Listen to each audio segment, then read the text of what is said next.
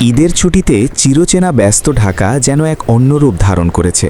যে শহর প্রতিদিন যানজট, হর্নের শব্দ আর জনসমুদ্রে হাঁসফাঁস করে, সেই শহরেই ঈদের ছুটিতে হয়ে উঠেছে শান্ত, স্নিগ্ধ আর একদম নির্জন। ট্রাফিক জ্যামের কারণে যে রাস্তাগুলোতে গাড়ি ইঞ্চি ইঞ্চি করে এগোতো, সেখানে এখন ধু ধু শূন্যতা। মাঝে মধ্যে দু একটি রিক্সা বা প্রাইভেট কার হু হু করে বেরিয়ে যাচ্ছে। ট্রাফিক সিগন্যালে ঘন্টার পর ঘন্টা দাঁড়িয়ে থাকার সে চিরচেনা বিরক্তিকর অপেক্ষা আর নেই। রাস্তার বিটুমিন যেন রোদে চিকচিক করছে, আর বুক ভরে শ্বাস নেওয়ার মতো অনেকটা জায়গা খালি পড়ে আছে। ঢাকার সকাল মানেই হাজারো গাড়ির হর্নের চিৎকার, কিন্তু ঈদের ছুটিতে সেই কর্কশ শব্দের বদলে শোনা যায় কাকের ডাক কিংবা গাছের পাতার মর্মধ্বনি। কানের কাছে সারাক্ষণ লেগে থাকা সেই শহরে গুঞ্জন যেন জাদুর কাঠির ছোঁয়ায় উধাও হয়ে গেছে।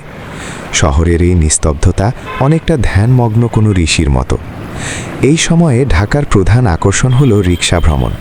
ফাঁকা রাস্তায় হুট ফেলে দিয়ে রিক্সায় চড়ে ঘুরে বেড়ানো এক পরম পাওয়া। ফ্লাইওভারের ওপর দিয়ে যখন রিক্সা চলে, মনে হয় পুরো শহরটাই আপনার জন্য সাজানো হয়েছে। কোনো তাড়াহুড়ো নেই, কোনো ধাক্কাধাক্কি নেই, কেবলই স্নিগ্ধ বাতাস।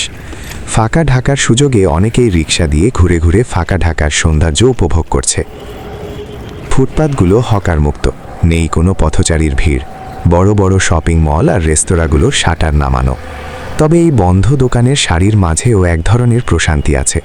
মনে হয় শহরটা যেন অনেক দিন পর নিজের জন্য একটু বিশ্রামের সুযোগ পেয়েছে। ঈদের দীর্ঘ ছুটিতে ঢাকা যেন এক ক্লান্ত জাদুকর, যে দীর্ঘ প্রদর্শনী শেষে মেকআপ মুছে আয়নার সামনে একা বসে বিশ্রাম নিচ্ছে। এই ফাঁকা ঢাকা যেমন সুন্দর, তেমনি এর শূন্যতা আমাদের মনে করিয়ে দেয় এই শহরের মানুষগুলোই আসলে এর প্রাণস্পন্দন।